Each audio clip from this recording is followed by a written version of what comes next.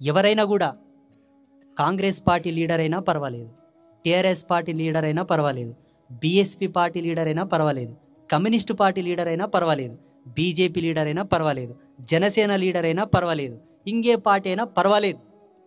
శ్రీశైలం పోయినావంటే ధర్మం గురించి మాట్లాడు, లేదంటే శ్రీశైలం పోయేది బంద్ చేయి. నీవు పుట్టినప్పుడు నీ పిల్లలకు పురుడు చేసి పేరు పెడుతుండో పంచాంగంలో జాతకాలు చూయించుకుంటున్నావంటే, ఇంటికి వాస్తు పూజ చేయించుకొని ఆచార్యులతో హోమాలు చేయించుకుంటున్నావంటే, నీ నష్టన బాసింగం కట్టుకొని నెత్తిమిన తలంబ్రాలు పోసుకుంటున్నావంటే ధర్మం గురించి మాట్లాడాయా? లేకపోతే దాని రుణం నీ ఈపున పడుతుంది, నీ ఇంటికి యశస్సు తగ్గుతుంది. పార్టీ నీ యశస్సును తీయదు, పార్టీ నీకు డబ్బులు ఇవ్వచ్చు, కట్టలు. నీ వంశానికి యశస్సు రావాలంటే ధర్మం ఇస్తుంది.